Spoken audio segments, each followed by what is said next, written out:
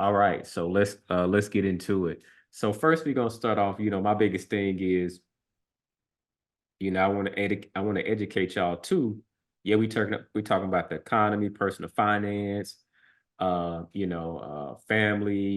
and, all things. So from a holistic standpoint, but I always like to keep y'all abreast of what's going on in the market, like in the economy. And so I'm about to do a screen share, and what we gonna talk about Apple earnings featuring $110 billion buyback boost and China upside sending stock 6% higher.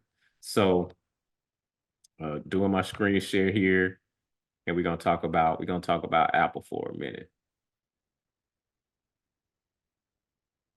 Can you see my screen? Mhm, I can see it.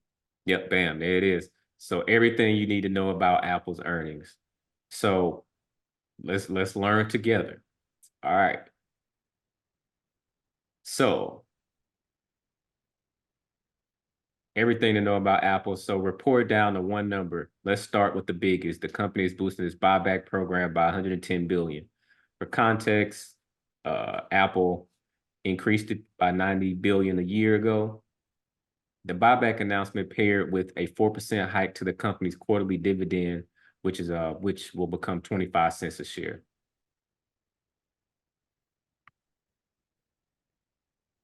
Another notable factor, uh, another notable factor was the company's China business remains in decline, but not by as much as expected. Apple's Greater China region generated 16.4 billion in revenue, down from 17.8 billion a year ago.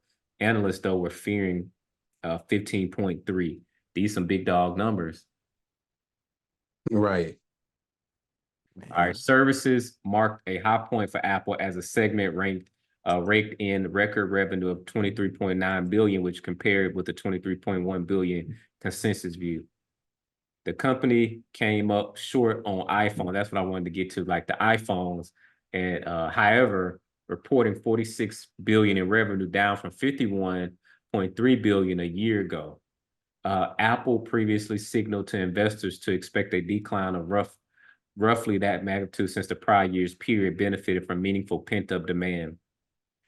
Still, analysts were looking for a bit more. Consensus was for 46.3 billion. All right, cool. All right, here's how Apple's management addressed their broad concern. Now, and let me take a step back too. You can tune into the earnings call and you will hear a lot of this information, and it's good. Like when you're trying to understand, especially like if you're looking to invest in stock or individual companies, you want to tune into those earning calls to understand what's going. You got to look at yourself like an investor. So the whole purpose of me reading this to you, you have to look at yourself like an investor, and so you got to start thinking like an investor. And so when you listening to these earning calls, listen not for entertainment, but listen to like, I'm a potential investor, or you might actually have shares that you holding. And so you are essentially an owner in a company. So that's just for context. All right. So Right. here's how Apple's management addressed this broad concern on margins. So let's talk about the margin. Apple's 46.6 gross margin for March quarter was a level that company hadn't seen in decades. But there's been broad concern about the impact of the rising commodity cost on gross margins. Morgan Stanley analyst noted on the earning calls, and also on those earning calls, you will hear Morgan Stanley, because the Morgan Stanley and other analysts on the call that's representing large investment firms, because they hold a lot of shares. And so they're asking the CEO, the CEO, the COO, the CMO, different questions, the executives team questions of like, they're asking them like really good questions. You could really get an education when you're just listening in, and then the questions that follow in those earning calls, you're like, oh man, that was a good question. And so you learn a part of those calls too. So right now there's concerns around the gross margins for Apple. All in all, Apple's management said it sees itself in good shape for this cycle. They expect their margin in June to be between 45.5 to 46.5 margin. All right, so this is interesting. And if you're wondering AI, because and that's the other part, like with a lot of these tech companies, uh, people are listening in, like sometimes people are listening to like what are people doing with AI? Like are they integrating it in or how are they innovating? And so at Microsoft, at Apple reveals R&D spending over the last 5 years, but they don't really say much about the AI because that's what people want to know. People want to know like what is Apple doing in the AI realm, like because that's going to speak to what's going on today. So Apple spent over 100 billion over the last 5 years in R&D.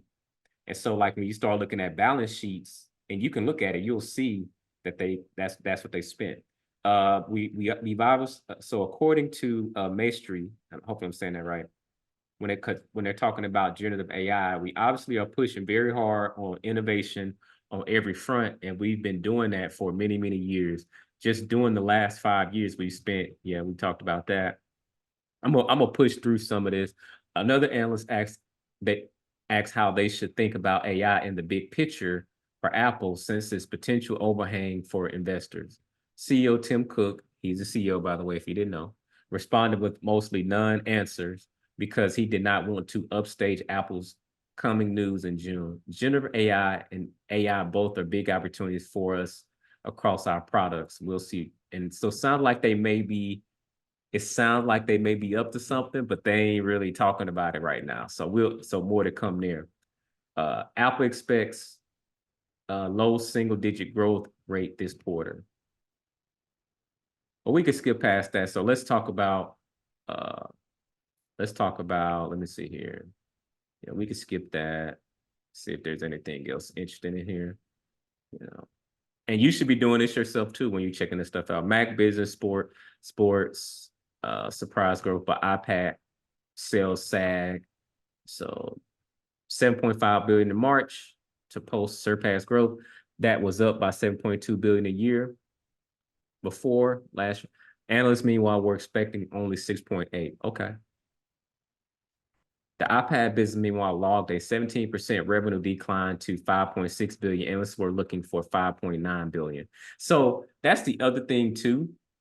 When you're just hearing all these different numbers and when you're listening into the earnings call, if you don't have an understanding of the business from like previous performance and what they've done, sometimes they're really good at storytelling.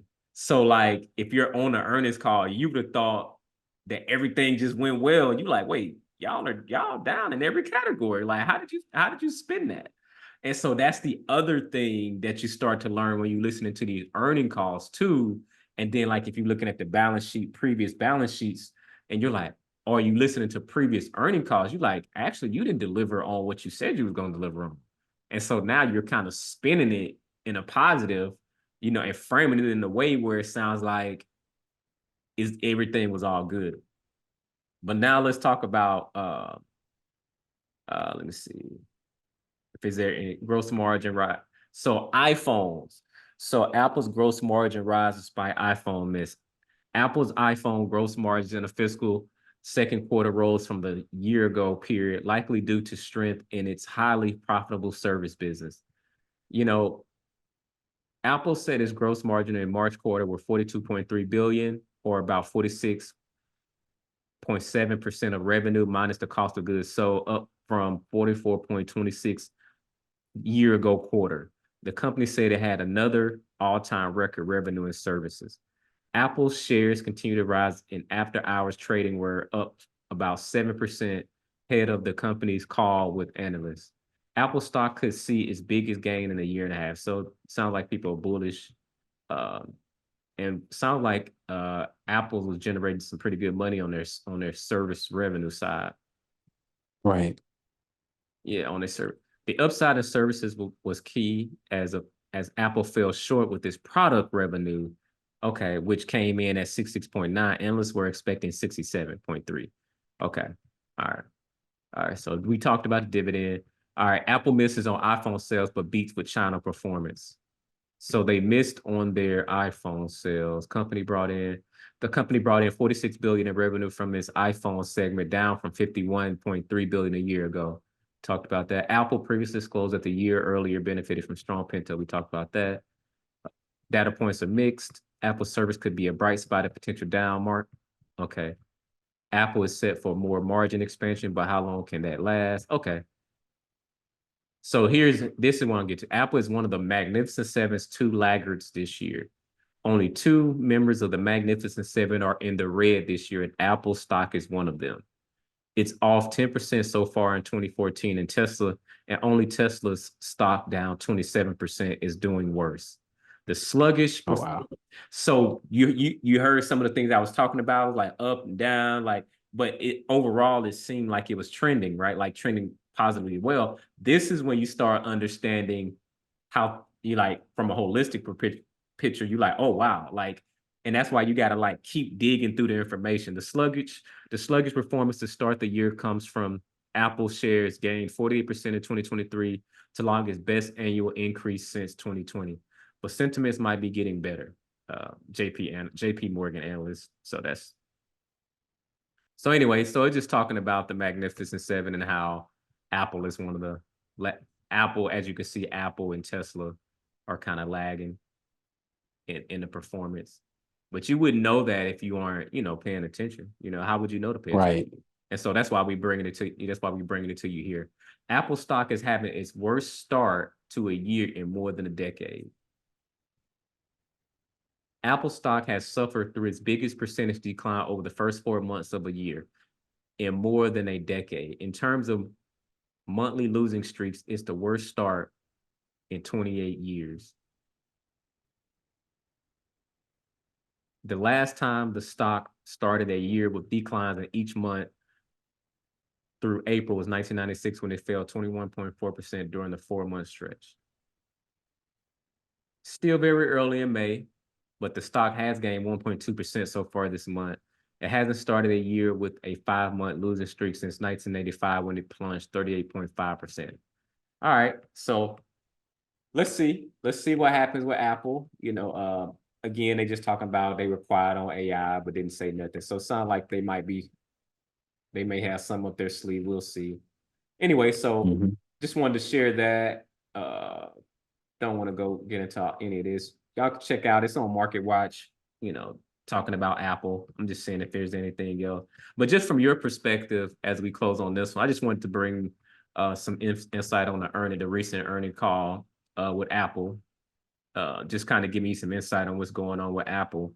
From an innovation standpoint, and you being an Apple user, what have you seen so far?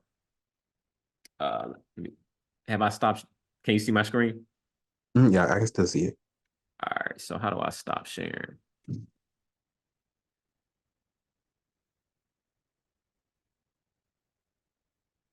Okay, right there, stop sharing. So I'll share back in a minute. So just from an innovation standpoint, what have you seen over the years, you being a Apple user? You got the Mac, you got the iPhone. On the product side, what have you seen? Just from a, hey, look, man, I'm not some economic expert, just from what I've observed, just from me being a user of their products. I'm gonna say, for me, the products are pretty good, but honestly, and of course, people talk about how they built the ecosystem to where everything works together. I like that they do it on the product side and the software side. I just like the way that everything works together. And I'll give a specific example.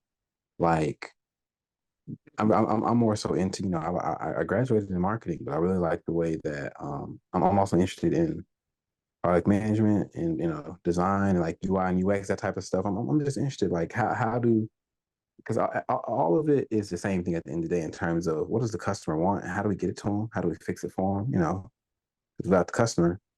Right. It doesn't really matter what we want. And so I had an idea. I've had this idea for a while. I was like, man, you know what?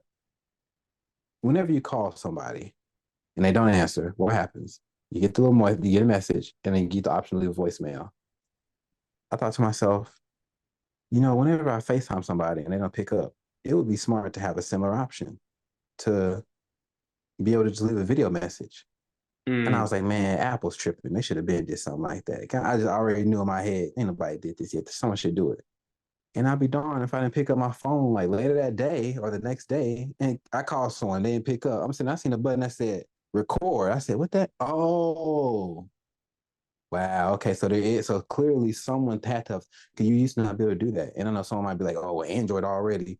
That's not the point. The point is that there's somebody that's thinking these things through, like, someone had the same thought that I did, like, well, if they didn't pick up, maybe I had something I wanted to say.